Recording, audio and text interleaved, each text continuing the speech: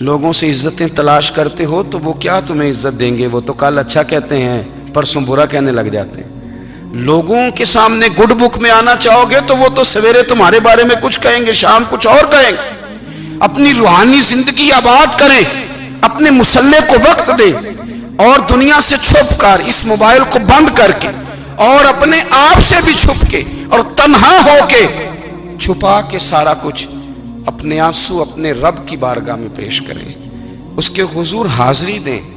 سنو نا ترمذی کی حدیث، اور اسے یاد رکھنا، نبی پاک علیہ السلام نے فرمایا اپنے دکھ لوگوں کے سامنے نہ بیان کرنا، سیٹھوں نوابوں کو نہ بتاتے پھرنا، دنیا داروں کے سامنے جا کے نہ رونا کہ میں تکلیف میں ہوں۔ فرمایا اگر دنیا داروں کو دکھ بتاؤ گے رب تمہیں کبھی غنی نہیں کرے گا۔ اور لوگ ہیں کہ الٹا مذاق اڑائیں گے آپ کی، جس سے بڑی پکی یاری ہے نا، پکی، وہ تب تک پکی ہے جب تک آپ نے 50,000 مانگا نہیں، اور جس وقت آپ نے کہہ دیا کہ میں مجبور ہوں میری مدد کر، تو پھر ختم ہو گئی دوستی۔ لوگوں کی تعلقات آپ کے ساتھ تب تک ہیں جب تک آپ ان سے کوئی ضرورت وابستہ نہیں کرتے۔ کریم محبوب فرمانے لگے بندوں کے سامنے دکھ نہ بیان کرنا، اللہ تجھے کبھی غنی نہیں کرے گا۔ تو اپنے دکھ اپنے رب کو بتا، تو دعائیں مانگ، تو اس کی بارگاہ میں حاضر ہو، تو اس کے حضور عرض کر۔ فرمایا اپنے دکھ اپنے رب کو بتا، وہ جلدی کرے یا دیر سے کرے تجھے ساری دنیا سے بے نیاز کر دے گا، تجھے کسی کا محتاج نہیں رہنے دے گا۔ اپنے مسلح کو، اپنی دعاؤں، ایک بزرگ فرماتے ہیں میں نے دعا مانگنے کا طریقہ اپنی بیوی سے سیکھا، دعا مانگنے کا طریقہ اپنی، سیکھنے والے تو اپنے بچوں سے بھی سیکھ لیتے ہیں، سیکھنے والے تو ہر ایک سے سیکھتے ہیں۔ وہ کہتے ہیں میں نے دعا مانگنے کا سلیقہ اپنی بیوی سے سیکھا ہے۔ حضرت وہ کس طرح؟ فرمانے لگے میری بیوی نے نا مجھے کوئی کام بتایا، کچھ پیسوں کی ضرورت کے لیے کہا، تو میں نے اسے کہا کہ بھئی ابھی میرے پاس نہیں ہے، کچھ دنوں میں آتے ہیں تو میں دے دوں گا۔ عورتوں کی عادت ہوتی ہے وہ بار بار یاد کراتی ہیں، 2-4 دنوں کے بعد پھر اس نے کہا حضرت وہ میں نے کہا تھا کچھ پیسے، میں نے اسے کہا کہ ابھی میرے پاس نہیں ہے، کچھ دنوں میں ملتے ہیں تو میں تمہیں دے دوں گا۔ اس نے کچھ دنوں کے بعد پھر کہا حضور وہ میں نے کچھ پیسے کہے تھے۔ فرماتے میں نے ڈانٹ دیا، میں نے کہا کہ کیا تو روز مجھے شرمندہ کرتی ہے، کہا نا میرے پاس نہیں ہے، ہوں گے تو دے دوں گا، تو روز یاد کراتی ہے۔ فرماتے ہیں اس نے پہلے تو میری ڈانٹ کو سہا، پھر میرے سخت جملوں نے اس کی آنکھوں میں آنسو پیدا کر دیے، پھر اس نے اپنے آنچل میں اپنے اس دکھ کو سمیٹا، اور پھر اس نے ایک جملہ کہا تو میں رو پڑا، اور مجھے اپنے رب سے مانگنے کا طریقہ آ گیا۔ مجھے کہنے لگی حضرت جی آپ نے ڈانٹ دیا، میں نے سہ لیا، پر آپ ہی میرے شوہر ہیں، بتائیں نا آپ سے نہ کہوں تو میں کس سے جا کے کہوں۔ فرماتے ہیں میں رو پڑا، اور میں کھل کے رویا، اور میں تڑپ کے رویا، اور پھر میری سسکیاں بند گئیں۔ تو مجھے کہنے لگی آپ کو کیا ہوا؟ میں نے کہا مجھے بھی دعا مانگنی آ گئی ہے، جب میں اسے کہوں گا نا اللہ تو ہی میرا رب ہے، میں تجھ سے نہ کہوں تو میں کس سے جا کے کہوں؟ میں کیوں کسی بندے سے سوال کروں؟ میں کیوں کسی دنیا دار سے کہوں؟ میں تیرے بندوں کا، نیک بندوں کا وسیلہ لے کے، تیرے محبوب کی غلامی لے کے تیری بارگاہ میں آیا، تجھ سے نہ مانگوں تو کس سے مانگوں؟ سمجھ آ گئی ہے؟ جب میں اس رنگ میں مانگوں گا تو پھر رب میرے اوپر بڑا ہی فضل فرمائے گا، وہ میرے اوپر بڑی رحمت کرے گا، وہ میرے لیے آسانیاں کرے گا۔ عزیز دوستو، ہم اس طرح کرنے لگ گئے ہیں کہ ہم نے نا اپنے تعلقات پر اعتماد کرنا شروع کر دیا ہے۔ میرے تعلقات بہت ہیں، ہم نے اپنی دولت پر اعتماد کرنا شروع کر دیا ہے، میرے پاس دولت بہت ہے۔ ہم نے اپنے علم پر، اپنی شہرت پر اعتماد کرنا شروع کر دیا ہے کہ میرے پاس فلاں چیز بہت ہے۔ یاد رکھنا جب بے نیاز اپنی صفت بے نیازی دکھاتا ہے تو بڑی بڑی دولتوں والے مجبور نظر آتے ہیں۔ بھائیو جب انسان کا رشتہ اپنے مالک کے ساتھ ہوتا ہے پھر تو غم بھی کچھ نہیں کہتے، پریشانیاں بھی کچھ نہیں کہتی، پھر تو زندگی صبر والی، پھر تو زندگی توکل والی، پھر تو زندگی بھروسے والی، پھر انسان اپنے آپ کو رسوا نہیں کرتا، دنیا داروں سے امیدیں اس کی ختم ہو جاتی، امیدیں اللہ رسول سے لگا لیتا ہے، مضبوط ہو جاتا ہے، مضبوط، طاقتور ہو جاتا ہے، خوددار ہو جاتا ہے، باوقار باعزت ہو جاتا ہے۔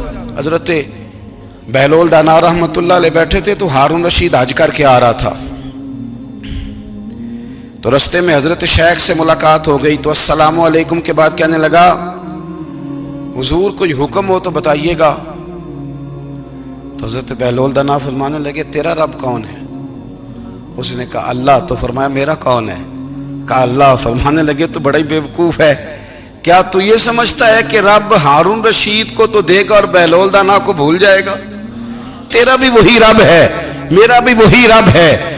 اس نے اگر تجھے دے کے آزمایا ہے تو ہو سکتا ہے مجھے نہ دے کے آزما رہا ہو. جب اس کی حکمت کے تقاضے ہوں گے تو عطا کرے گا اور دے گا. تو جا اپنا کام کر.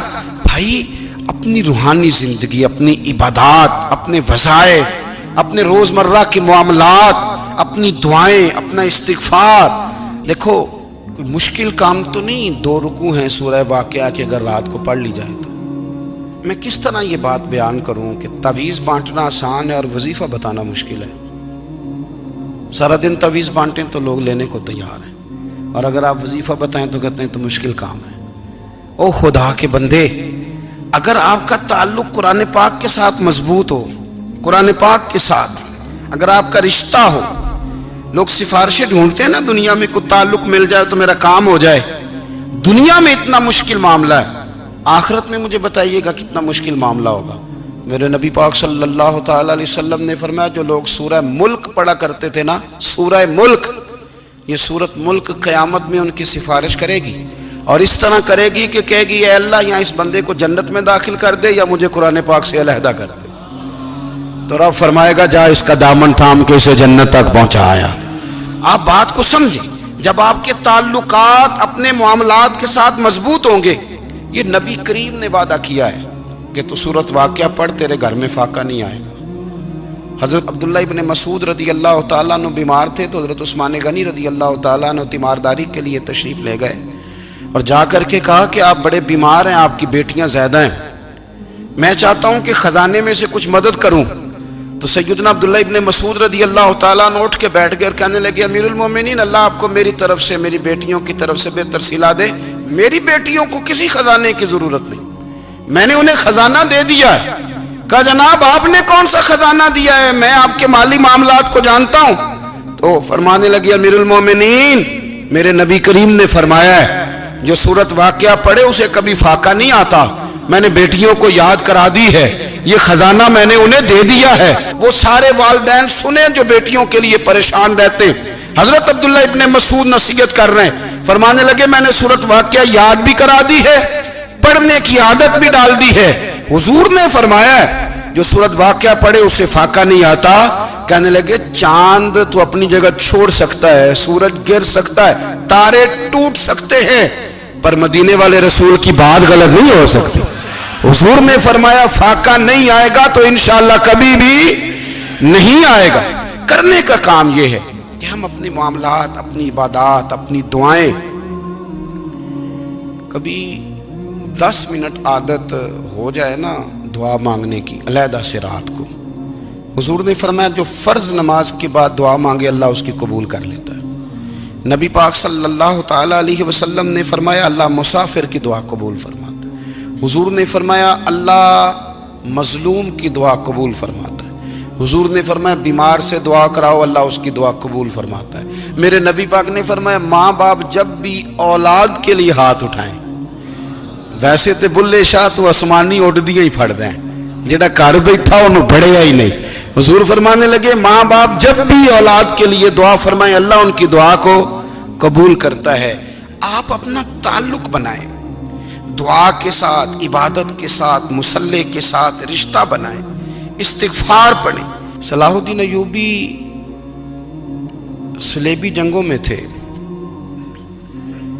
رات کو مسجد اقصیٰ میں نماز پڑھی تو پریشان تھے. ایک بزرگ سے ملاقات ہوئی تو وہ کہنے لگے کہ آپ بڑے پریشان ہیں. کہنے لگے حضور پریشان اس لیے ہوں کہ پہلے ہی مسلمان کمزور ہے، اب میں نے سنا ہے دشمن کا ایک بحری بیڑا وہ جنگی سامان سے بھرا ہوا آ رہا ہے، تو اب ان کے پاس اور تلواریں اور نیزے آ جائیں گے، مسلمانوں کے پاس پہلے ہی وسائل کی کمی ہے، پریشان ہو کس طرح کر کے مقابلہ کریں گے. یہ بات کہتے ہی صلاح الدین ایوبی نے بزرگوں سے کہا حضور آپ بھی دعا کرنا. دعا کی بڑی طاقت ہے. میرے نبی پاک نے فرمایا دعا مومن کا ہتھیار ہے. دعا مومن کا. حضور نے فرمایا تقدیر کو سوائے دعا کے کوئی چیز نہیں بدل سکتی. دعا مومن کا ہتھیار ہے. یہ کافر کے پاس کوئی نہیں، یہ ہتھیار ہے مومن کا. اللہ کرے آپ کو سمجھ آئے. پھر سنیں، کئی بار کہہ چکا ہوں یہ ہتھیار ہے. کافر کے مقابلے میں جو تیرے پاس سب سے بڑا ہتھیار ہے وہ دعا ہے. دعائیں کرانی چھوڑ دی، کرنی چھوڑ دی، لینی چھوڑ دی. حضرت سیدنا انس بن مالک رضی اللہ تعالیٰ عنہ فرمایا کرتے تھے میں نے وہ رنگ دیکھا ہے جب حضور دعا مانگتے تھے اور حضور کی مقدس آنکھوں میں آنسو بھی ساتھ ہی بہا کرتے تھے. میں نے وہ انداز دیکھا ہے. تو صلاح الدین ایوبی بزرگ سے کہنے لگے آپ بھی دعا کیجیے، اور خود رونے لگے اور سر سجدے میں رکھ کے رونے لگے اور عشاء سے لے کر فجر تک روئے، خوب روئے. صبح وہ بزرگ آئے تو صلاح الدین ایوبی کا خوبصورت اور ہنستا ہوا چہرہ دیکھا. کہنے لگے آپ بڑے خوش ہیں، رات تو میں نے بڑے روتے ہوئے دیکھا تھا. تو کہنے لگے حضور وہ جو بحری بیڑا آ رہا تھا نا وہ پانی میں ڈوب گیا ہے، اب وہ نہیں آ رہا. ابھی خبر آئی ہے تو میں بڑا خوش ہوں.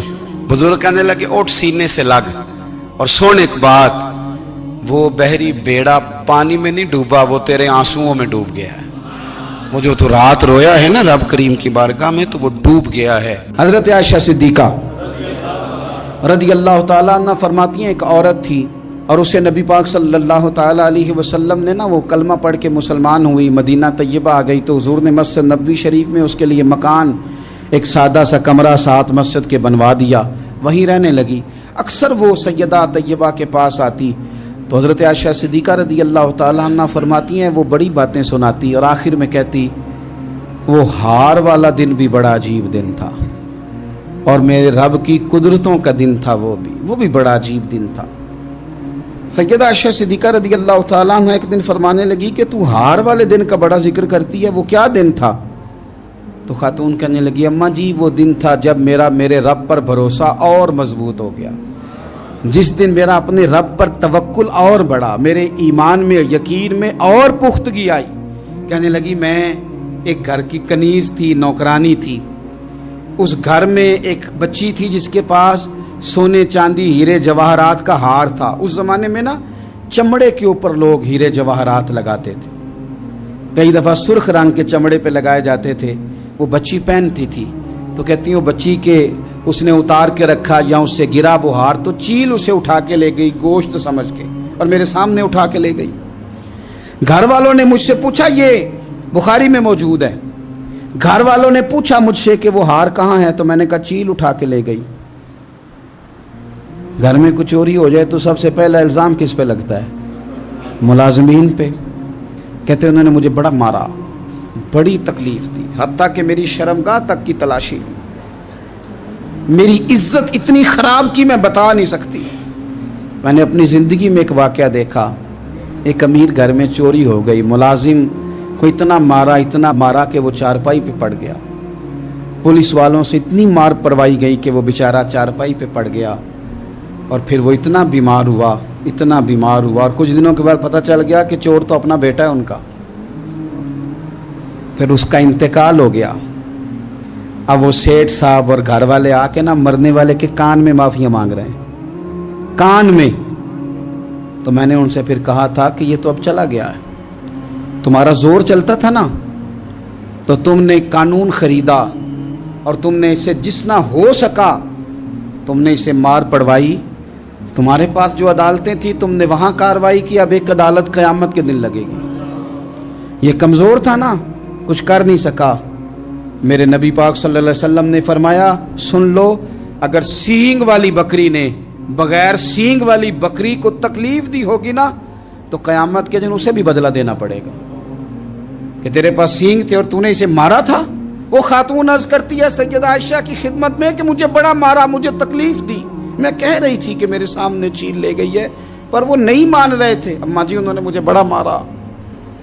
حضرت عائشہ صدیقہ کہتی ہیں پھر کیا ہوا؟ کہنے لگی اماں جی جب کوئی میرا مددگار نہ رہا، مجھے تکلیف دے رہے تھے، رسوا کر رہے تھے، تو میں نے اپنے رب سے مدد چاہی، میرے رب کی طرف میں نے توجہ کی. میں نے کہا مالک اب تو ہی میرا مددگار ہے، कहती है वो मुझे मार रहे थे तो वो चील जो हार ले गई थी वही लेके वापस आ गई, और हमारे सरों के करीब ला के उसने जब उस हार को फेंका, वो मुझे छोड़ के साइड पे हुए, वो मेरी बेगुनाही जान गए।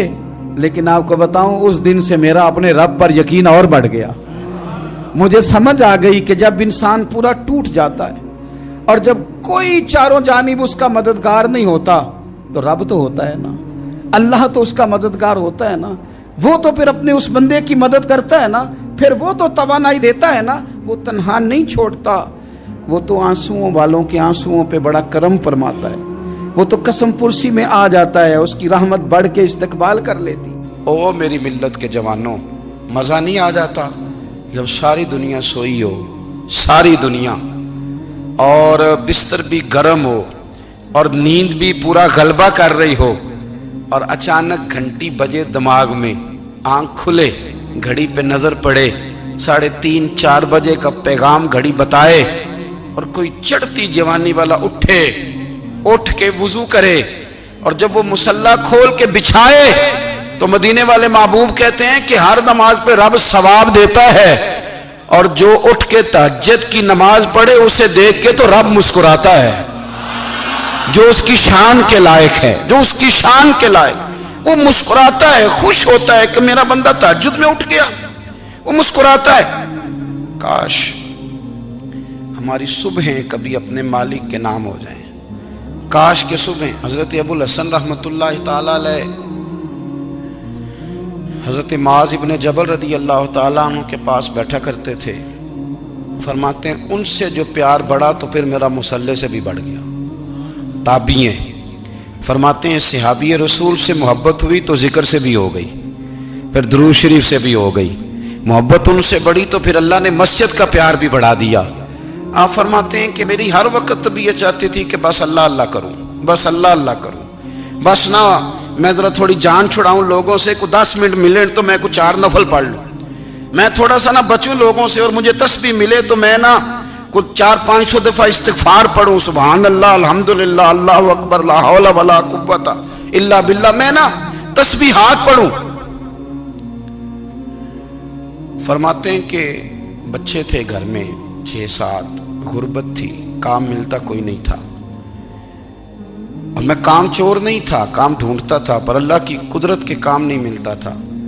फरमाते हैं कि मैंने एक दिन अपनी अहलिया से कहा कि आज मैं फिर जाता हूँ काम ढूंढने, तो मेरी बीवी बड़ी फर्मा बरदार थी, पर उस दिन ना गुर्बत के हाथों तंग आके कहने लगी, आज नाना कोई तू चीज़ लेके आया, तो मुझसे बच्चों की भूख नहीं देखी जाती है, सब रोगां दा रोग मुहम्मद जिसदा नाम गरीबी, कंड बुला के लंघ जाते नहीं दोस्त यार करीबी, आज ना कुछ लेके आया तो मैं बच्चे लेके मेके चली जाऊंगी।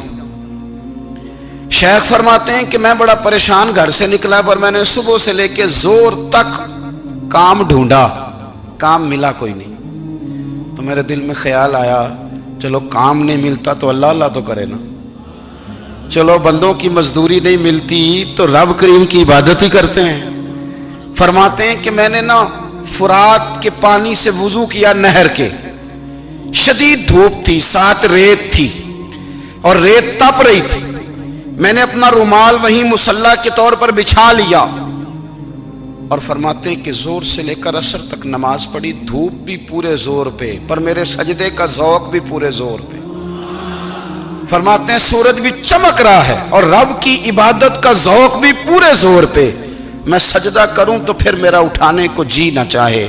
मेरे उस्ताद लिखा करते थे, ये उनका शेर है, वो कहा करते थे मुझे सोज दे, मुझे साज दे, और मुझे नीम शब का न्याज दे, दमे सजदा खुद को मैं तोड़ दूं, मुझे ऐसा ज़ौक़ नमाज दे। और मैं तेरी बहार का फूल हूं, मैं खिला भी हूं तो तेरे लिए, मुझे मेरी शाख से तोड़ ले, मुझे अपनी जुल्फ का नाज दे। भाई फरमाते हैं कि असर तक मैंने नफल पढ़े, दिल ढलने लगा, असर की नमाज पढ़ी और मैं वहां से चला।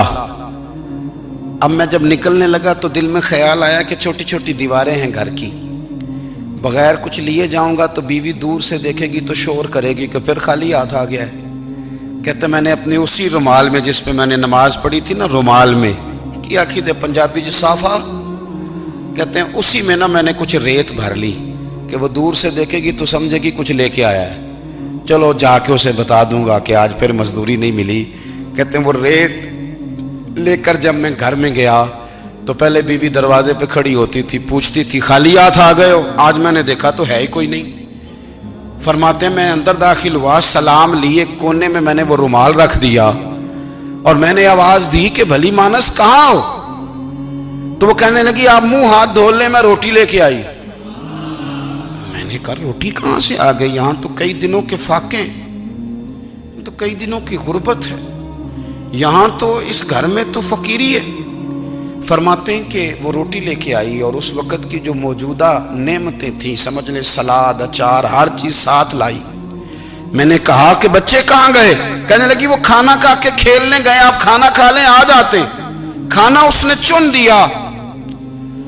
मैंने हैरत अंगेज लहजे में सारी नेमतें अपने दस्तरखान पे देख करके बीवी से पूछा ये कहां से आया खाना? बच्चों को तूने कहां से खाना खिलाया? ये सारा कुछ कैसा है? तो कहने लगी पता नहीं आज आप किस करीम की मजदूरी करने चले गए थे, पता नहीं किस करीम की, मेरे घर में तो इतनी नेमतें आई हैं कि मुझसे संभाली नहीं जा रही, इतना अनाज है, इतना गंदुम है, किस करीम के दरवाजे आज चले गए थे? ये कहते कहते वो उठी और उठ करके कहने लगी पहले बड़ा कुछ आया था, अब क्या ले आए हो? और जा करके ना उसने वो रेत वाला रुमाल खोला।